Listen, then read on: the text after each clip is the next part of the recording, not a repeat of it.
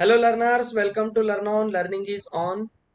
Triple IT Hyderabad UGW exam 2024 के लिए हम एसयूपीआर में कुछ जंबो सीरीज में क्वेश्चंस कर रहे हैं। इसका नेक्स्ट पार्ट अब हम स्टार्ट कर रहे हैं। आज ही हमने एक पार्ट अपलोड किया था। अगर आपने वो इम्पोर्टेंट क्वेश्चन नहीं देखे होंगे तो पहले जाके उसे ज़रूर देखिए। उसके साथ ये सीरीज भी आपको कंप्लीट करनी है। कल हम एसयूपीआर में और एक लेक्चर करेंगे। उसके बाद हम रीप के दो लेक्चर करेंगे जंबो में। और एक दिन परसों के दिन मतलब 1 मई को हम क्या करेंगे, पीवाई क्यूज जो मेमोरी बेस्ड पीवाई क्यूज है उसमें से कुछ सेलेक्टेड अच्छे क्वेश्चंस करेंगे। तो चलिए स्टार्ट करते हैं। एसयूपीआर का नेक्स्ट पार्ट आपको अच्छी तरह से वीडियो पॉज करते हुए खुद से एक बार ट्राई करना है। ये बात हर क्वेश्चन के लिए वैलिड है, तो आपको वो ज़रूर करना है, ये आपको ध्यान में रखना है। तो चलिए स्टार्ट करते हैं आज के क्वेश्चंस। तो देखिए ये पहला सवाल आज के लेक्चर का, जिसमें square root of this complex number हमें पूछा है। देखिए इसका जो जनरल मेथड होता है आपके टेक्स्ट बुक में दिया होगा, स्टेट बोर्ड के या एनसीईआरटी में, वो बहुत लंबा मेथड होता है। मैं इसके लिए आपको दो टेक्निक्स बताऊंगा।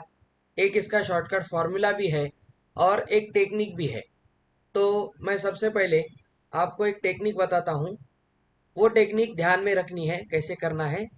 तो ये है हमारा कॉम्प्लेक्स नंबर z 4+3 आयोटा, और हमसे इसका स्क्वायर रूट पूछा है। जब भी हमसे स्क्वायर रूट पूछेंगे तो सबसे पहले आपको देखना है ये किस फॉर्म में है, a+b आयोटा या x+y आयोटा। तो इसमें ये जो b पार्ट होता है मतलब यहाँ कौन है, 3। तो आपको अगर स्क्वायर रूट निकालना है z का, तो सबसे पहले आपको क्या करना है, ये जो b होता है उसका मॉड लेके हाफ करना है। मतलब वो निगेटिव हो पॉजिटिव हो, उसका आपको हाफ करना है। तो यहाँ पे मॉड b/2 करना है, तो यहाँ पे मुझे दिखता है कि 3/2 करना है। b की वैल्यू कौन सी है, +3 है, तो 3/2 लेके हम इसे करेंगे। अब आपको क्या करने हैं, 3/2 के दो फैक्टर्स लेने हैं। इस तरह से ये दो फैक्टर्स होने चाहिए जिनके स्क्वायर का डिफरेंस, देखिए मैं क्या कर रहा हूं, जो भी हम b लेंगे उसे हाफ करेंगे उस आने वाले नंबर का, मॉड b/2 इस नंबर के हम दो फैक्टर्स लेंगे और इन दो फैक्टर्स को हम स्क्वायर करके उनका डिफरेंस निकालेंगे। और वो डिफरेंस हमारा इस a के बराबर आना चाहिए। यहाँ पे a कौन है, 4। तो देखिए यहाँ से a की वैल्यू 4 मिलती है और b की वैल्यू 3 मिलती है।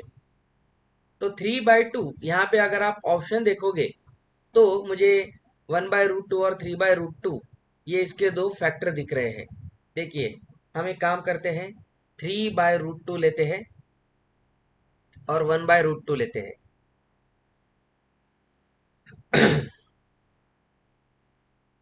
तो इसके दो फैक्टर बनेंगे, 3/√2 और 1/√2।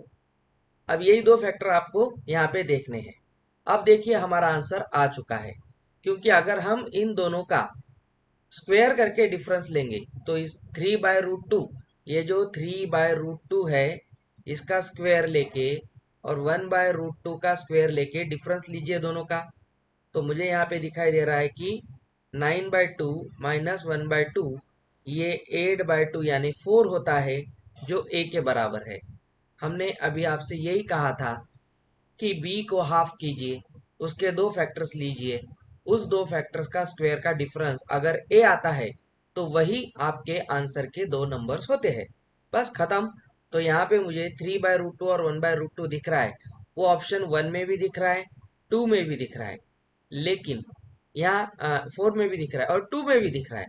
तो हम कैसे सेलेक्ट करें, इसके लिए मैं आपको एक ट्रिक बताता हूँ। ये आपको ध्यान में रखनी है। ट्रिक क्या है, अगर आप जब इस ट्रिक को फॉलो करोगे तो हमेशा आपको पहला फैक्टर, ये बड़ा फैक्टर लेना है। ये बड़ा फैक्टर कौन है, 3/√2 है। हम सबसे पहले 3/√2 लेंगे, बाहर प्लस माइनस लगाएंगे क्योंकि स्क्वायर रूट वही होता है। और क्वेश्चन में प्लस का साइन है, ये एक एक बात ध्यान से सुनिए। क्वेश्चन में प्लस का साइन है तो आंसर में प्लस दीजिए। अगर क्वेश्चन में माइनस हो तो आंसर में माइनस दीजिए। तो यहाँ से आप देख सकते हो क्वेश्चन ऑप्शन पी और सी तो यहाँ से चला गया। अब हमारे पास है प्लस के दो ऑप्शंस। तो आपको हमेशा क्या करना होता है, जो बड़ा फैक्टर होता है, बड़ा फैक्टर उसे आप पहले लिखेंगे। तो बड़ा फैक्टर कौन है, 3/√2 है। और दूसरा फैक्टर है आयोटा 1/√2। खत्म। And that is our final answer. तो ये टेक्निक आपको समझ में आ गई होगी। अगर नहीं आई है तो इस वीडियो के इस पार्ट को एक बार फिर से देखिए। अब देखिए, ये हो गया इसका जनरल ट्रिक। अब हमें square root of any complex number निकालने का एक फॉर्मूला भी होता है। वो क्या होता है, प्लस माइनस लिखेंगे, फिर ब्रैकेट में हमें लिखना होता है a² + b²। देखिए मैं क्या कह रहा हूँ, +a/2। समझ में आया? ठीक है। फिर आपको यहाँ प्लस या माइनस दोनों भी आप ले सकते हो। अगर क्वेश्चन में प्लस है तो यहाँ प्लस लीजिए, क्वेश्चन में माइनस है तो यहाँ माइनस लीजिए। फिर आपको लेना है, देखिए मैं क्या कह रहा हूँ, a² + b² -a/2। बस इस फॉर्मूले से भी आपका ये आंसर आ जाएगा। लेकिन मैंने ये जो ट्रिक बताई है ये आपको ज़्यादा जल्दी हेल्प करेगी। ओके, चलिए नेक्स्ट सवाल की तरफ बढ़ते हैं। अब ये एक डिटर्मिनेंट का सवाल है जिसमें हमने कॉम्प्लेक्स नंबर को मिक्स करके बनाया है। देखिए यहाँ आयोटा का जो यहाँ आयोटा की जो वैल्यू है वो √-1 है। हमसे कहता है what is the value of determinant. तो सबसे पहले हम क्या करेंगे, इस डिटर्मिनेंट्स की वैल्यू को अच्छे से लिखेंगे। जैसे आयोटा की वैल्यू √-1 होती है, ठीक है, तो हम उसे आयोटा ही लिखेंगे। उसके बाद आयोटा स्क्वायर दिखता है, आयोटा स्क्वायर -1 होता है। आयोटा क्यूब, इसका वैल्यू माइनस आयोटा होता है। ये बेसिक आपको पता होनी चाहिए। उसके बाद आयोटा रेस टू 4, जो भी 4 या 4 के मल्टीपल होंगे उनकी वैल्यू हमेशा +1 होगी, ये तो आपको पता है। सिमिलरली यहाँ पे आयोटा का पावर 6 है, जब भी पावर कुछ भी बने आयोटा का उसे 4 से डिवाइड करना है और उसके रिमाइंडर के पावर में हमें उसे लिखना है। जैसे 6 को 4 से डिवाइड करेंगे तो हमारे पास रिमाइंडर बचता है 2, मतलब यहाँ से आयोटा का पावर 2 बनेगा, मतलब ये -1 बनेगा। सिमिलरली आयोटा का पावर 8 जो 4 का मल्टीपल है, तो यहाँ पे ये भी बनेगा 1। ये सभी पावर को आपको लिखना है। 9 है तो मुझे दिखता है कि 4 से डिवाइड करने पे 1 बचता है, मतलब यहाँ पे आयोटा ही बचेगा, ठीक है। उसके बाद आयोटा का पावर 12, ये 4 से डिविजिबल है तो +1 बनेगा। और आयोटा का पावर 15, तो 4 से डिवाइड करने के बाद रिमाइंडर आता है 3, तो ये होता है आयोटा का पावर 3, मतलब क्या है, माइनस आयोटा। तो इस तरह से हमने ये सभी पावर्स को लिख लिया है। देखिए, तो जो भी 4 के मल्टीपल होंगे उनकी वैल्यू +1 बनेगी और बाकी के जो नंबर्स होंगे उनका रिमाइंडर हम पावर में चढ़ा देंगे और बस उसकी वैल्यू लिखते चलेंगे। ओके, तो यहाँ से ये सभी नंबर्स हमारे पास बन गए हैं। तो अब हमारा डिटर्मिनेंट कैसा दिखेगा, देखिए ये आयोटा, आयोटा स्क्वायर 1 है, आयोटा क्यूब माइनस आयोटा है, आयोटा पावर 4 अगेन 1 है, आयोटा का पावर 6 -1 है, आपको दिखाई देता है। आयोटा का पावर 8 फिर से +1 है, पावर 9 आयोटा है, फिर आयोटा का पावर 12 +1 है और यहाँ पावर 15 माइनस आयोटा है। अब इस डिटर्मिनेंट को सॉल्व कीजिए और आपका आंसर आ जाएगा। अब देखिए हम डिटर्मिनेंट कैसे सॉल्व करेंगे। फर्स्ट हम आयोटा से मल्टीप्लाई करेंगे। यहाँ आपको दिख रहा है ये क्या बनता है, plus iota minus minus plus iota -1, ठीक है। फिर हम -1 लेते हैं, प्लस माइनस प्लस, ये ऑर्डर आपको पता होगी 3/3 डिटर्मिनेंट कैलकुलेट करने की। तो यहाँ से बनेगा माइनस आयोटा और यहाँ से फिर बनेगा माइनस आयोटा, फिर आता है ये है माइनस आयोटा और यहाँ से बनता है 1 माइनस माइनस प्लस आयोटा, ठीक है। अब इसे कैलकुलेट कीजिए तो यहाँ से दिखता है आयोटा स्क्वायर माइनस आयोटा, फिर यहाँ से दिखता है प्लस आयोटा, फिर मुझे दिखता है प्लस आयोटा, ठीक है। फिर यहाँ से मुझे दिखता है माइनस आयोटा और फिर माइनस आयोटा का स्क्वायर। तो अब iota square minus iota square cancel होगा, ये दोनों भी कैंसिल होंगे, और सभी कैंसिल हो रहा है, यस। तो ये सभी कैंसिल होगा, और मुझे यहाँ पे दिखता है ये सब कैंसिल होने पे आंसर बनता है 0, और ये हमारा आंसर है। क्लियर? तो चलिए आगे बढ़ते हैं हम। एक बार देख लीजिए, सभी बातें क्लियर है? Iota raise to 8 9, yes. Iota का पावर 1, यस, ये करेक्ट है। चलिए नेक्स्ट। अब देखिए, ये मैट्रिसेस का सवाल है। मैट्रिक्स ए और बी हमें दी है, और हमें यहाँ पे मॉड पूछा है, ए बी, डिटर्मिनेंट पूछा है, सॉरी, डिटर्मिनेंट है ए बी और बी डैश का। अब बी डैश मतलब बी इनवर्स है ये। तो अब हम इसे कैसे लिखते हैं, आप सबको पता है। हमें लिखना है ए बी बी इनवर्स, ये इनवर्स ही है, हाँ। तो हमें एक प्रॉपर्टी पता है कि हम सभी मॉड को यहाँ पे सभी डिटर्मिनेंट को सेपरेटली लिख सकते हैं। ठीक है, तो हम अब सबको कैलकुलेट करेंगे और मल्टीप्लाई करेंगे, खत्म। तो ये हमारा आंसर बनेगा।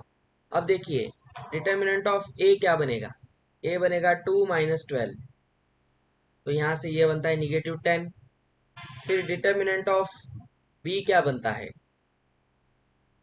बी को कैलकुलेट कीजिए, 4 माइनस माइनस प्लस 1, तो यहाँ से ये वैल्यू बनेगी 5। और अभी आपको इनवर्स लेना है। इनवर्स लेने की ट्रिक आपको पता है क्या है, यस। बी का इनवर्स अगर लेना है, इनवर्स को हम ऐसे भी लिखेंगे, तो क्या करते हैं हम कि ये जो नंबर होते हैं ये दोनों को हम एक्सचेंज करते हैं, लेकिन ये दोनों सेम ही है। मतलब हम क्या करते हैं, ऊपर का नंबर डायगोनली नीचे और नीचे का नंबर डायगोनली ऊपर लिखते हैं। और जो नॉन डायगोनल एलिमेंट्स है, ये जो दोनों नॉन डायगोनल एलिमेंट्स है, इनके साइन हम ऑपोजिट करते हैं। मतलब ये 2 और 2 अपनी जगह बदल के 2 2 ही बनेंगे, लेकिन ये -1 प्लस बनेगा, और ये नीचे का +1 माइनस बनेगा। अब आपको इसका डिटर्मिनेंट लेना है, वो कितना हो रहा है, 4 माइनस माइनस प्लस 1, तो ये अगेन 5 बन रहा है। ठीक है, तो अब हमें ये तीनों वैल्यूज को मल्टीप्लाई करना है। तो ये सभी वैल्यू हम यहाँ पे लिखेंगे, -10 × 5 × 5, तो यहाँ से मुझे ये -250 दिखाई दे रहा है, that is option B. Okay, चलिए नेक्स्ट सवाल हम देखते हैं। अब ये एक अच्छा सवाल है, देखिए। यहाँ पे आपसे कहा गया है कि ए इनवर्स आपको दिया है, ए इनवर्स है, इसमें 1 2 3 2 4 1 3 3 6, ठीक है। और ये किसके बराबर है, adjoint of adjoint of A divided by के, और हमें के की वैल्यू पूछता है। अब के लिए वैल्यू कैसे बनेगी, तो आप थोड़ा सा इसे देखिए। हमें क्या दिया है, A inverse is adjoint of A divided by के। ये आपको पता है इनवर्स का फॉर्मूला क्या होता है, इनवर्स का फॉर्मूला होता है adjoint of the given matrix divided by its determinant. तो अगर आप इन दोनों को कंपेयर करोगे, तो मुझे के किसके बराबर दिखता है, डिटर्मिनेंट ऑफ ए के बराबर दिखता है। मतलब ए इनवर्स इज 1/, यहाँ पे इस तरह से आपको आना है, बस खत्म। तो हमें क्या करना है, ए इनवर्स इसके बराबर लेना है।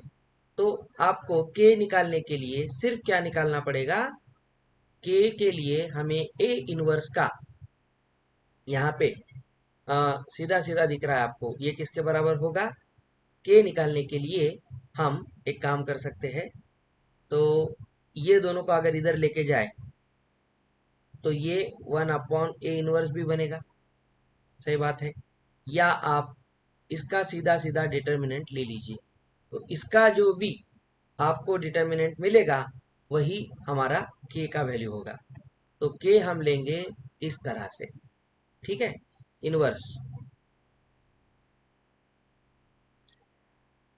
तो इनवर्स का डिटर्मिनेंट लेंगे, तो मुझे यहाँ से ये पूरा कैलकुलेट होके 1 -1/15 दिखता है। आप करके देखिए, तो यहाँ से आंसर सी बनेगा। चलिए नेक्स्ट, अब ये 3D ज्योमेट्री का अभी हमने सुबह के सेशन में यहाँ पे इस टाइप का एक क्वेश्चन किया था। 3D में एक सीधा रिजल्ट होता है, आप सबको पता है कि रिजल्ट क्या है। यहाँ पे देखिए, sine square alpha plus sine square beta beta plus sine square gamma हमसे पूछता है अगर अल्फा बीटा गामा ये स्ट्रेट लाइन के कोऑर्डिनेट एक्सिस के साथ बनते हुए एंगल्स है। तो इसके लिए हम क्या करेंगे, हम इसके लिए एक काम करेंगे, ये तीनों को यहाँ पे साइन स्क्वायर को हम कॉस स्क्वायर में कन्वर्ट करेंगे। तो यहाँ से क्या बनेगा, 1 माइनस कॉस स्क्वायर अल्फा, यहाँ से 1 माइनस कॉस स्क्वायर बीटा। ये एक डायरेक्ट रिजल्ट भी है, अगर आपको याद है तो आपको ये करने की ज़रूरत नहीं, plus 1 minus cos square gamma. तो यहाँ से मुझे दिखाई देता है ये 3 बन गया, 3 और ये माइनस अगर कॉमन निकाले तो ये बनेगा cos square alpha plus cos square beta plus cos square gamma. और ये वैल्यू हम सबको पता है हमेशा 1 के बराबर होती है, तो ये बनेगा 2। ये सभी वैल्यू, ये पूरी वैल्यू 1 के बराबर होती है। तो यहाँ से ये डायरेक्शन कोसाइंस होते हैं और वो हमेशा 1 के बराबर वैल्यू देते हैं। तो यहाँ से 3 माइनस 1 2 बनेगा। तो option C is the answer. चलिए नेक्स्ट सवाल, area enclose with in the curve. अब ये मॉडुलस फंक्शन का कर्व है, ध्यान से देखिए। ये हमें दिया है मॉड का equation, mod x plus mod y is 1। तो इसके लिए हमें कुछ केसेस बना के देखने पड़ेगी। अब मॉड एक्स का ग्राफ क्या होगा और मॉड वाई का ग्राफ क्या होगा। तो इसके लिए हम सीधा ग्राफ निकाल के भी पहले देखेंगे, लेकिन इससे पहले हम इसे सॉल्व करेंगे। अब मॉड एक्स कैसा ओपन होगा, मान ले एक्स हम प्लस ओपन करेंगे और वाई को भी प्लस ओपन करेंगे। ये एक पॉसिबल इक्वेशन है। कब, जब एक्स और वाई दोनों पॉजिटिव है। ठीक है, उसके बाद अगर ये कर सकते हैं हम कि x को निगेटिव और y को पॉजिटिव ओपन करेंगे, ये भी सेकंड इक्वेशन पॉसिबल है। कब, जब x लेस देन 0 है और y ग्रेटर देन 0 है। ठीक है, फिर क्या हो सकता है, x को प्लस और y को माइनस के साथ हम ओपन करेंगे। ये कब होगा, थर्ड इक्वेशन, जब x पॉजिटिव हो और y निगेटिव हो, या दोनों को हम निगेटिव ले सकते हैं। ये fourth equation, when x and y both are negative. ठीक है, तो हम इसे निगेटिव के साथ मॉड को ओपन करते हैं। ये 4 लाइंस बनी हैं। अब 4 लाइंस के लिए हमें क्या करना होता है, 4 लाइंस के ग्राफ निकालने होते हैं। तो देखिए, इस क्वाड्रेंट में हमें ये ग्राफ बना के देखना है। तो वो कैसा बनेगा, सिंपल बात है। यहाँ देखिए, ये क्या है, y इज इक्वल टू, अब y is equal to m x plus c, इस फॉर्म में अगर आप लिखोगे तो यहाँ से मुझे स्लोप क्या दिखता है, ये है y equals minus x plus 1। तो ये निगेटिव स्लोप है, निगेटिव स्लोप है कि नहीं, यस। और आ, ये इक्वेशन का स्लोप निगेटिव है, इसका मतलब ये ऑब्ट्यूज एंगल बनाएगा। इधर स्लोप क्या होगा, x plus 1, y is equal to x plus 1। तो यहाँ से पॉजिटिव स्लोप है। इधर से क्या बनेगा, minus y is minus x plus 1। तो यहाँ से वाई बनेगा एक्स माइनस 1। तो ये भी पॉजिटिव स्लोप है। सिमिलरली हम देखते हैं यहाँ पे ये लाइन का इक्वेशन क्या है, minus x is x plus 1, मतलब y is minus x minus 1। ठीक है, चलिए, तो ये 4 स्लोप के इक्वेशंस हमारे पास, लाइन के इक्वेशंस को हमने इस तरह से लिखा है, लिख सकते हैं, यस। तो अब आपको ये देखना है कि ये मॉड एक्स और मॉड वाई एक स्क्वायर बनाएंगे, क्योंकि ये देखिए, पॉजिटिव स्लोप फिर निगेटिव स्लोप फिर पॉजिटिव स्लोप फिर निगेटिव स्लोप, और एक एक्स में है एक वाई में है, कोई प्रॉब्लम नहीं। लेकिन जब आप एक्स को 0 रखोगे तो वाई 1 बनेगा, वाई 0 होगा तो एक्स 1 बनेगा। मतलब ये हमेशा 1 डिस्टेंस पे ही बनने वाले पॉइंट्स होंगे। तो यहाँ से हमारा इस तरह से एक एक रोम्बस बनेगा, जिसकी रेडियस या ये साइड 1 1 1 होगी। ठीक है, कोई प्रॉब्लम नहीं। ये 1 1 1 है, तो हम क्या करेंगे, यहाँ पे हम सभी 4 राइट एंगल ट्रायंगल को देख सकते हैं। तो टोटल एरिया हमें अगर निकालना है तो हमें 4 टाइम्स एरिया ऑफ ट्रायंगल निकालना पड़ेगा। ठीक है, तो हमें पता है राइट एंगल ट्रायंगल है, तो 4 times half into base into height. सबकी बेस और हाइट कितनी है?